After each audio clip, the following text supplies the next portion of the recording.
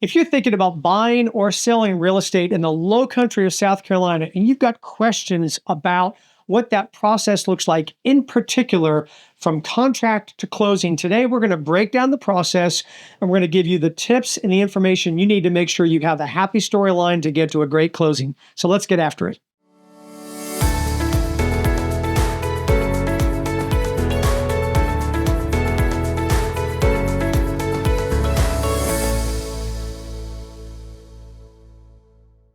We're coming to you today to kind of peel back the onion on the closing process, especially for folks as you're looking, whether you're a potential buyer, potential seller, you haven't gone through that process here lately. When I say here, let's kick that off to talk about the nuances in the Lowcountry, the nuances in the state of South Carolina.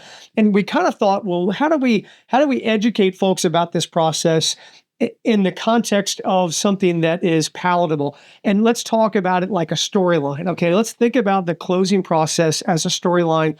We want a happy story. Okay, we want it to go smooth. We want it to go well. But the thing about our local process is it introduces a lot of other characters. Now, Chris, let's just for the purpose of the discussion, let's imagine that we, Collins Group, and our closings department, our agent, our closings department are the central character in the story. Let's go through the process of what it takes to go from contract to closing by reviewing who the other characters in the story are and what we need to be sensitive to. Because, we're doing 300, 400 transactions a year. We've pretty much seen everything. And they're all different. In fact, we talk about that. You think about, that old adage, like snowflakes, right? Everybody says they all kind of, falling out of the sky. They all look the same. You get up close, no two are exactly alike. That's because all the characters are different. Mm-hmm. It's the same framework. So let's talk and walk through the framework of a closing process.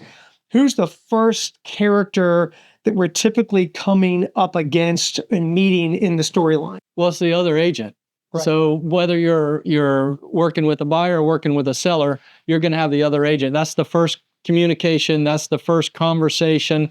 That's when you find out that they've got a client that's interested in the property, or they've got a client that's interested in selling, or however that works. So that's the first. And we don't know how much experience they have. Right. Have they been in the business for a week? Have they been in the business for 30 years? What kind of communicators are they? Who do they have on their team to help them navigate through the transaction? All of these things we're going to learn up front, and that's going to start us off on our journey to close. So are they tech savvy? Are they full time?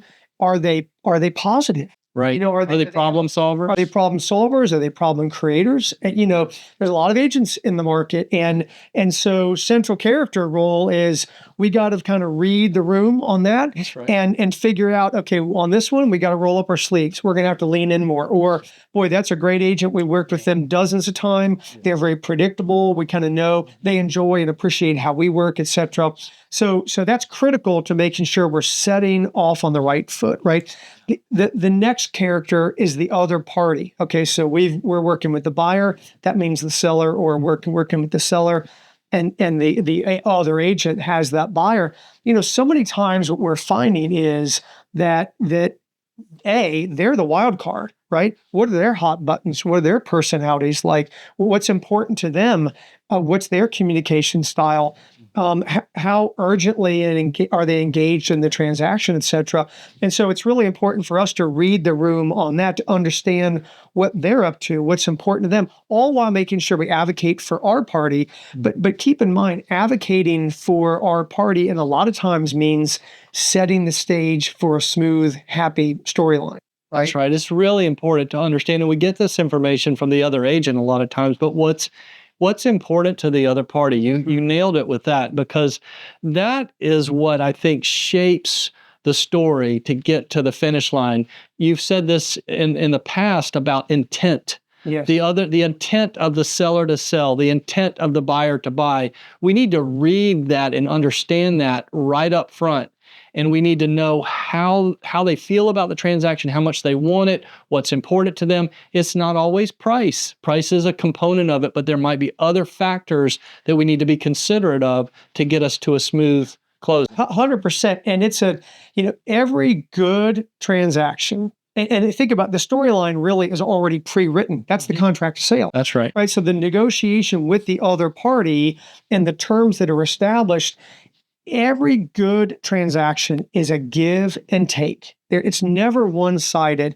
So you always have to think about that. What do you need to give to the other party to make them happy, to encourage their intent to perform on the transaction? So much of the storyline is pre-written in that offer, in that contract of sale. That's why it's so important too to go over that contract in detail.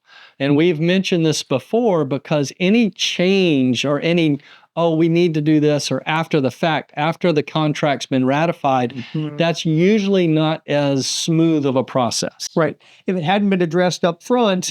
And that's, by the way, that does happen, right? So let's pause and say, sometimes in stories, there are surprises. Sometimes there's a little storyline twist, and the ability to be able to roll with that, to handle that, to navigate that, to negotiate that is hugely important. And so let's bring in part of our central characters, having a closings department, having full-time licensed staff members that are plugging in every aspect of the storyline as we believe it will play out, but are ready with their sleeves rolled up to handle a curveball, to navigate that. Okay, now we've got to renegotiate that. Now we've got to do an amendment to the contract of sale. Now we need to do an extension of the closing timeline. Now we need to work through inspections and repairs. It's hugely important to making sure we've got, if nothing else, a smooth closing story timeline. So let's talk mechanically about the next character that typically comes in,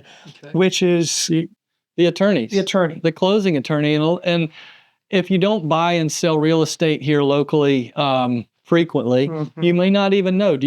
Some folks come and think that they're going to sit down and they're going to meet the buyer or the seller. They're going to sit at a closing table and exchange keys and exchange a check. Well, that's not what happens. The attorneys do that, and they do it independently of the other party.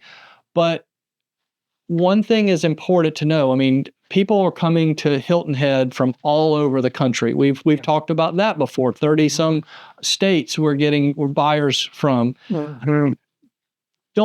It's important to find an attorney that's local to our market, that is invested in our marketplace, that knows the nuances of our contracts, that knows the players involved.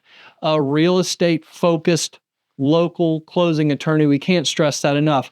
Pulling in your attorney from out of state because they did your trust or something like that, that might not be the best player for a smooth storyline. And let me pick up on that too, is that not only that, is that what we find a lot of our clients value that don't already have an attorney relationship locally is the recommendation. And we've honed that down to listen, we've worked with them all. Okay. We've worked with all the closing attorneys, and we love working with all of them.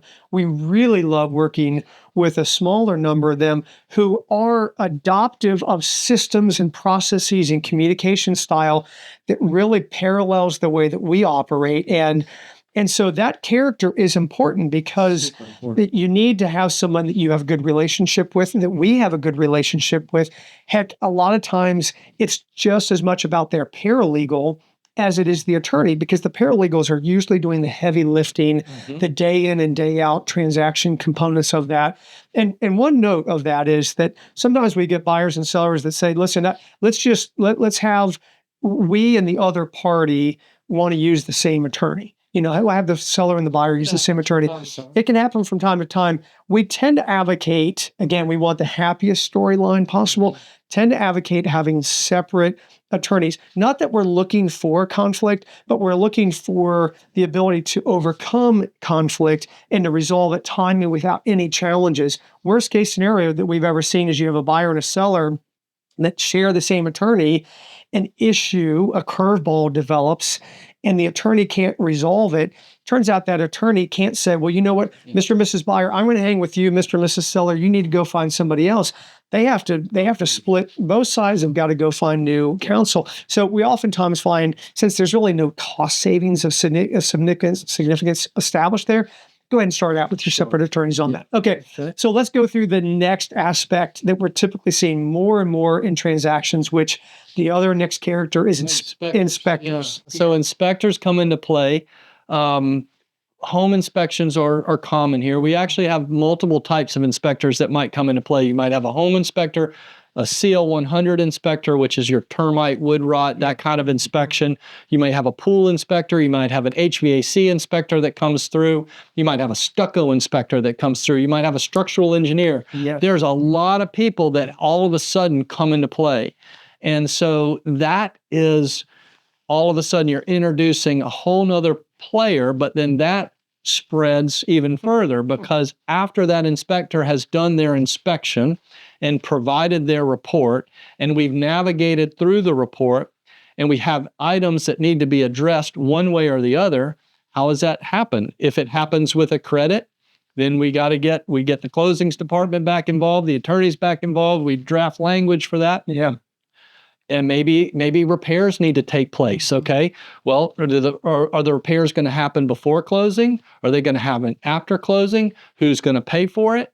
Do they have to be licensed? Right. How does that who navigates all of that? Right. So all the inspectors come into play. And so communication is key, but just knowing who the players are, using licensed contractors that we've worked with in the past has proven to be so invaluable because we know what we're going to get from them. There's not going to be surprise invoices. We know the work is going to be good. We know both parties are going to like how an issue has been addressed. Yeah. So that's really important. You nailed it, right? And so the thing about that I want to add to it is that's all done. Keep in mind, and just from a perspective, people may be thinking, well, closing process, how long is that? Well, 30 days, 45 days, 60 days, not often to go much further than that. And oftentimes it's on the shorter timeline of that. Heck, a home inspection might get done within 10, 14 days of contract date. And then all of a sudden, everybody's got to scramble and hurry up. So having leveraged relationships with quality contractors that are in the right role, that we've got familiarity with, that we know we can trust, is all part of making sure we've got a smooth and happy storyline on that. Okay, let's relate that back to the other contingency that we're seeing a fair amount of, which is on the lending side. So let's talk about lenders and appraisers and kind of what the pitfalls, or more importantly, sort of what we're looking for to make sure that we're paving a smooth process on that. Well, we just like your attorney selection, your lender selection. We can't stress this enough. There are a lot of really good mortgage lenders, banks, local to our market. We highly encourage buyers to focus their efforts with those individuals that are local, that have done real estate transactions, that know how regimes and homeowners associations and plan unit developments and assessments and how all that works. They've they've looked at condo docs before. They may have already approved condo docs or underwriting department and things like that. You may be coming from another state and you have a great lender. You have an awesome relationship with your bank. Yes. That might not be the best individual, the best company to get your loan for a purchase in Hilton Head or Bluffton or the Lowcountry in general. Absolutely, because the thing is, as we introduce the lender as a character, and we'll talk about the appraiser in a second too, you're introducing maybe some potential wild cards there. If you're on the buyer side, you might be surprised at how much information they're going to be asking of you, and again, on a compressed timeline. So taking out some of the wild card components by working with someone who already is accustomed to working locally is one of the reasons that you remove some of those variables, right? So we make sure we're working with a known entity that already knows what to go after, and they already kind of know this environment. It's kind of like everybody's heard location, location, location. Yeah. Let's go local, local, local. And so let's kick that over with the next character that comes in, which is the appraiser. Necessarily someone that's local, has to be someone that's a member of the local MLS, right? That has access to that information for the most part, or is there an issue there? Well, they should be. Okay. Okay. Because here's the thing. Do they have to be? No, an appraiser does not have to be a member of the MLS. Okay. But if they're not, they've got to reference where they get their information in the appraisal itself. So if they're having a document, well, we reached out to this local person, they have to go through a lot of extra steps. We like to see appraisers that are members of the MLS. We love knowing that up front because they, again, just like the lenders, they know this, they know how things work. Yeah. And I think it's important for your agent to interact with that appraiser as best as possible up front.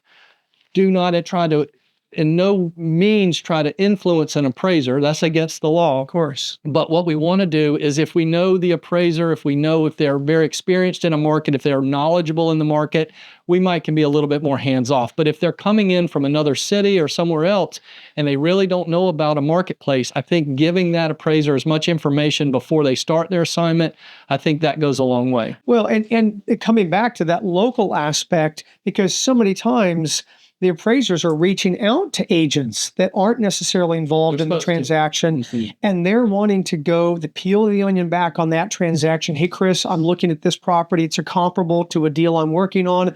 What can you tell me about that deal, how it went down, the property, the square footage, et cetera? That's part of their engagement. So the better the local relationships that they already have, the smoother that those transactions and engagements and conversations go to that process, right? All day long. I mean, appraisers need to verify transactions. They should not just look at a report and get the information and put it in an appraisal. They really are supposed to pick up the phone. They're supposed to verify the sale. They're supposed to talk to both parties, understand what happened, and put that into the appraisal. And meanwhile, every one of those dates and contingencies and steps in the storyline of the transaction in our process are all identified and plugged into a tracking system that we're every day engaging with to make sure on every file that we have, hey, this is happening today or tomorrow, this is coming up or this is coming due, et cetera.